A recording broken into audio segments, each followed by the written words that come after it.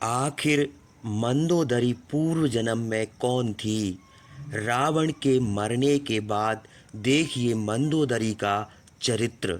नमस्कार दोस्तों, स्वागत है आप सभी दर्शकों का फिर से हमारे YouTube चैनल जय करीला धाम पर।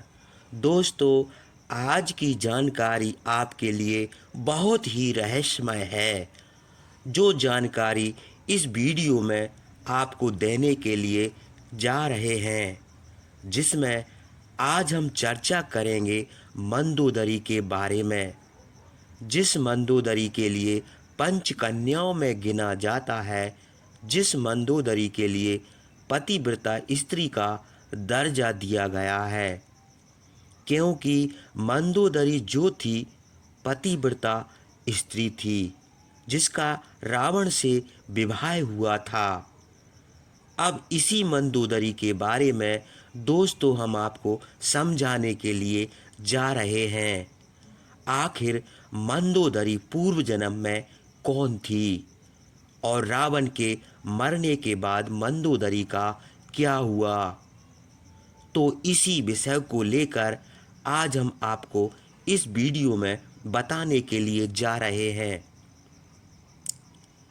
आपसे निवेदन है कि आप हमारी वीडियो को समाप्त होने तक चैनल पर बने रहें और इस जानकारी के लिए शुरू से अंत तक देखें। आपको मंदोदरी के बारे में, उसके जीवन के बारे में बहुत कुछ जानने के लिए मिलेगा। तो दोस्तों, बढ़ते हैं आगे। दोस्तों, रामायण में आप सभी लोग यह तो जानते हैं कि रावण की पत्नी जो मंदोदरी थी उसका बहुत ही अच्छा किरदार रहा। वही मंदोदरी जिसने अपने पति रावण को कई बार गलत कार्यों को करने से रोका था। कहा जाता है कि रावण की पत्नी मंदोदरी एक ज्ञानी स्त्री थी। वह इस युद्ध का परिणाम जानती थी, इसलिए हमेशा से ही इस युद्ध के खिलाफ थी। तो दोस्तों, आखिर कौन थी मंदोदरी? क्या सच में रावण के मरने के बाद मंदोदरी ने विभीषण से दूसरी शादी कर ली थी? इन सभी प्रश्नों का जवाब जानेंगे इस वीडियो में। मित्रों, जब रावण सीता का हरण करके अपनी लंका में अशोक वाटिका में ले जाता है, उधर माता सीता के हरण की बात मंदोदरी को चलती है, तो उस समय भी रावण को माता सीता को सम्मानपूर्वक भगवान श्री राम को लौटाने की सलाह देती है। लेकिन हठी बस रावण ने मंदोदरी की बात नहीं सुनी और लंका का विनाश हो गया। मंदोदरी ने समझाया था कि हे प्राणनाथ, जिस सीता का हरण करके लाए हैं आप, उन सीता को प्रभु राम को लौटा दीजिए। लेकिन रावण जो था वो कहाँ मानता था। शूरवीरों का यह कर्तव्य नहीं होता किसी चीज़ का हरण करने के बाद उसे लौटाएं, लेकिन माता सीता के लिए अपनाना चाहता था। और रावण मंदोदरी से कहता है कि सीता हमारे बस में नहीं आती। दोस्तों, फिर मंदोदरी ने कहा कि आप तो मायावी हैं, आप राम का ही रूप क्यों नहीं रख लेते, और राम के रूप में जब आपको सीता देखेगी तो स्वतः ही बस में हो जाएगी, वो आपके पास दौड़ी चली आएगी।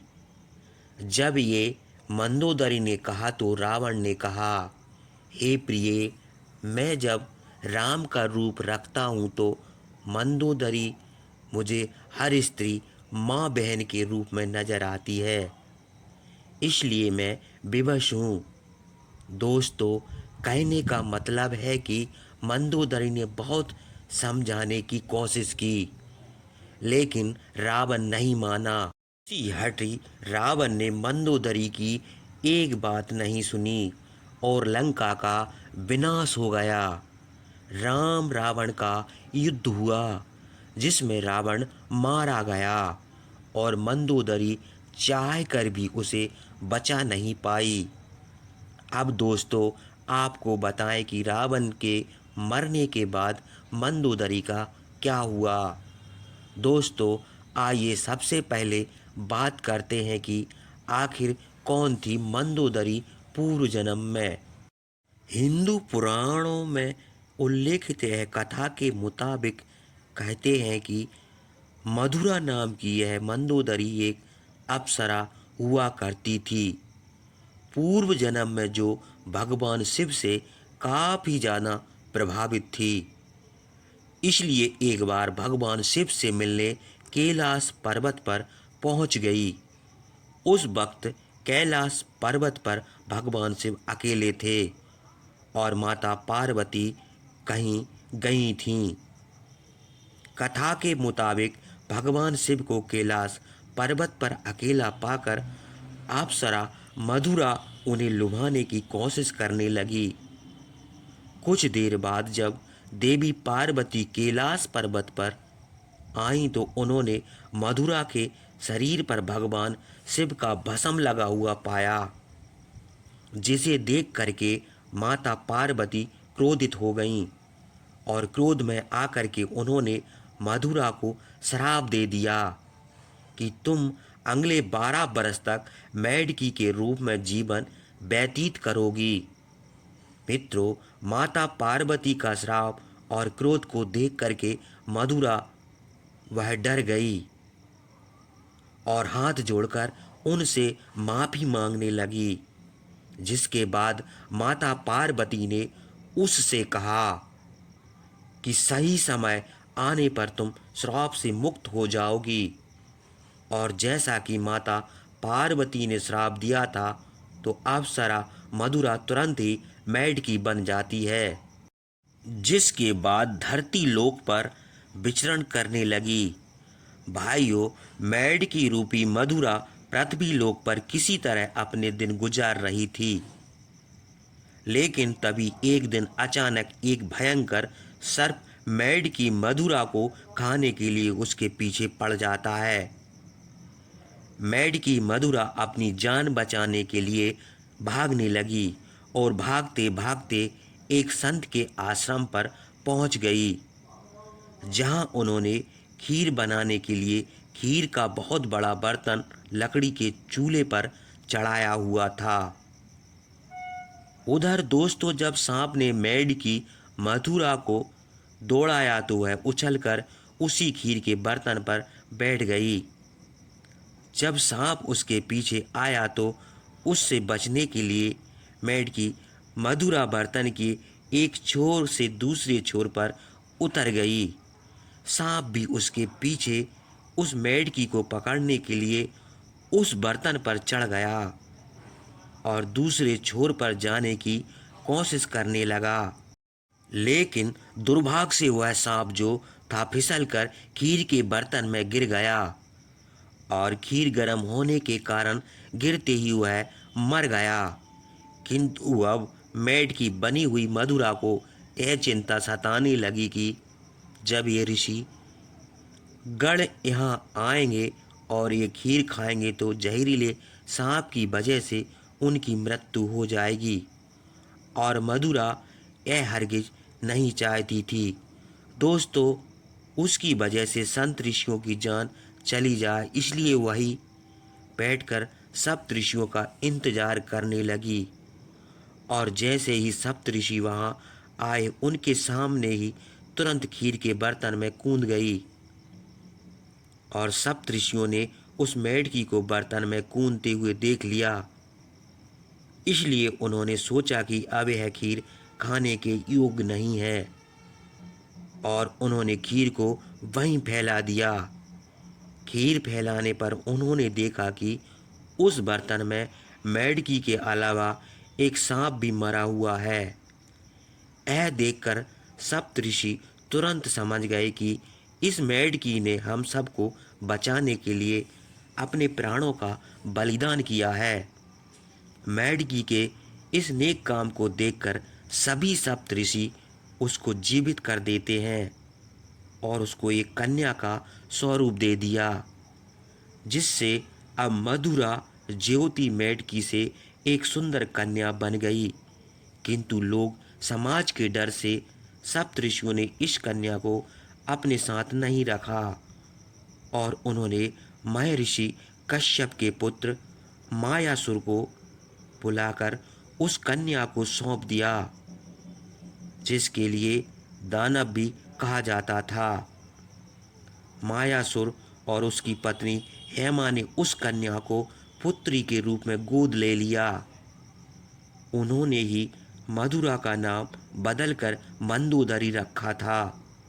मित्रों, अगर हम बात मंदोदरी के पिता मायासुर की करें तो उसे राक्षसों का विश्वकर्मा कहा जाता था। उसे ब्रह्मा जी से विशेष वरदान प्राप्त था, जिसके मुताबिक कहीं भी सुंदर भवन नगर का निर्माण कर सकता था। मायासुर ने ब्रह्मा जी से प्राप्त वरदान के प्रभाव से अपनी पत्नी के लिए मंडूर जैसी खूबसूरत नगर का निर्माण किया, जो कि वर्तमान में मंडोर है। भाइयों, अब जानते हैं मंदोदरी और रावण का विवाह कैसे हुआ था।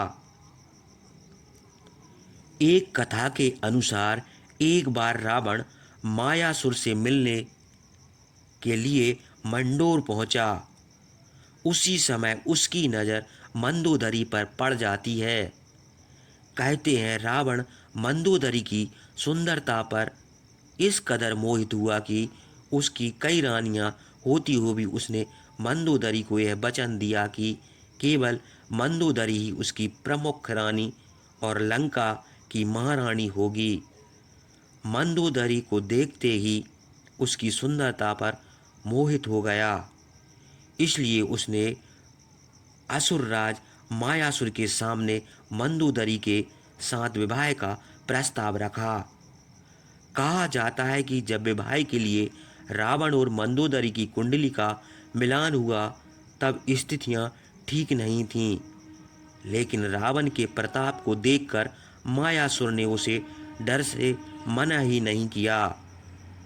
भाई, दूसरी तरफ मंदोदरी भी रावण से विवाह नहीं करना चाहती थी, लेकिन अपने पिता की बातों को टाल नहीं सकी, जिस वजह से मंदोदरी ने रावण से विवाह के लिए हामी भर दी और राजस्थान के जोधपुर के मंडोर रेलवे स्टेशन के पास एक जगह है, इसके बारे में ऐसी मान्यता है कि यहीं पर रावण ने मंदोदरी के संग 7 फेरे लिए थे। कहा जाता है कि राजस्थान के जोधपुर के मंडोर में मंदोदरी और रावण का विवाह हुआ था। कुछ मान्यताओं के मुताबिक भगवान शिव के वरदान के कारण मंदोदरी का विवाह रावण से हुआ था। कहा जाता है कि मंदोदरी ने भगवान शंकर से यह वरदान मांगा था कि उसका पति इस धरती का सबसे विद्वान और शक्तिशाली पुरुष हो। उस समय रावण ही एकमात्र ऐसा पुरुष था जो धरती का सबसे विद्वान और शक्तिशाली पुरुष था। कथाओं में मंदोदरी को एक पतिव्रता नारी के रूप में वर्णित किया गया है। मंदोदरी ही थी जिसने अपने पति रावण के मनोरंजन के लिए शतरंज के खेल का प्रारंभ किया था। रावण से विवाह के बाद मंदोदरी को रावण से मेघनाद और अक्षय कुमार नामक 2 पुत्र भी हुए थे। सूत्रों के मुताबिक श्री राम द्वारा रावण के वध के पीछे मंदोदरी का भी हाथ था। कहा जाता है कि रावण की मृत्यु एक दिव्य बाण से हो सकती थी और उस दिव्य बाण के बारे में रावण ने सिर्फ मंदोदरी को ही बताया था, लेकिन हनुमान जी ने बहुत ही चालाकी से अपनी बातों में फंसाकर मंदोदरी से इस बाण के बारे में जानकारी हासिल करके उसे चुरा लिया था। और इस बाण की मदद से प्रभु ने रावण का वध किया था। कहते हैं कि मंदोदरी अपने पति द्वारा किए गए बुरे कार्यों से अच्छी तरह परिचित थी। हमेशा रावण को यही सलाह देती थी कि बुराई के मार्ग को त्याग कर सत्य का मार्ग चुनो। लेकिन अपनी ताकत पर घमंड करने वाले रावण ने कभी मंदोदरी की बात को गंभीरता से नहीं लिया। अब दोस्तों, उसका प्रमाण तो आप जानते हैं। रावण की मौत हो गई, वो धराशायी हो गया, राम के हाथों से उसका वध हुआ। तो दोस्तों, आइए आपको बताएं कि रावण के मरने के बाद क्यों किया मंदोदरी ने विभीषण से विवाह। जब रावण ने सीता का हरण किया था, उस वक्त मंदोदरी ने इसका विरोध किया था। उसने रावण से माता सीता को पुनः राम को सौंपने को कहा था। लेकिन रावण ने मंदोदरी की बात को अनसुना कर दिया था। एक प्रचलित कथा के मुताबिक राम रावण के युद्ध में विभीषण और मंदोदरी सहित कुछ गिने चुने लोगों को छोड़कर रावण के पूरे कुल का विनाश हो गया था। रावण की मृत्यु की खबर जब मंदोदरी को मिली तो यह विलाप करते हुए युद्ध भूमि में पहुंच गई और रावण के सबक को देखकर तेज आवाज निकालकर रोने लगी। कहते हैं कि वहां युद्ध भूमि में मंदोदरी की नजर प्रभु श्री राम से टकराई। मंदोदरी को इस तरह से विलाप करते हुए देखकर प्रभु श्री राम को अति दुख हुआ। लंका के सुखद भविष्य के लिए श्री राम ने फिर विभीषण को लंका का राजपाट सौंप दिया था और उन्होंने मंदोदरी के सामने विभीषण से विवाह करने का प्रस्ताव रखा था। लेकिन उस समय मंदोदरी ने उसका कोई उत्तर नहीं दिया। इसके बाद प्रभु श्री राम अपनी पत्नी सीता और भाई लक्ष्मण के साथ वापस अयोध्या लौट आए। भाई दूसरी तरफ मंदोदरी ने रावण के वियोग में खुद को लंका के महल के एक कमरे में कैद कर लिया। बहुत दिनों तक इस कमरे में कैद रहने के बाद फिर वह बाहर निकली और उसने विभीषण से विवाह कर लिया। लेकिन कुछ विद्वान इस बात को सीधे तौर पर नकारते हैं। दोस्तों, अब दरअसल इन विद्वानों के मुताबिक मंदोदरी पतिव्रता नारी थी, अपने पति के प्रति पूरी तरह से समर्पित थी। इतनी महान ज्ञानी और पतिव्रता नारी ऐसा निर्णय नहीं ले सकती। ऐसे में रावण की मृत्यु के बाद मंदोदरी का विभीषण से विवाह करना एक किंवदंती के अलावा और कुछ नहीं है।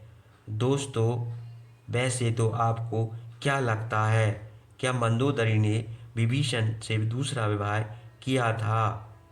अगर किया था तो कमेंट बॉक्स में आप ज़रूर बताएं। मंदोदरी ने रावण के मरने के बाद क्या विभीषण से शादी की थी? दोस्तों, कहते हैं कि मंदोदरी जो थी पंचकन्याओं में गिनी जाती है। पंचकन्याओं में इसका नाम आता है। ज्ञानियों में श्रेष्ठ थी, पतिव्रता नारी थी।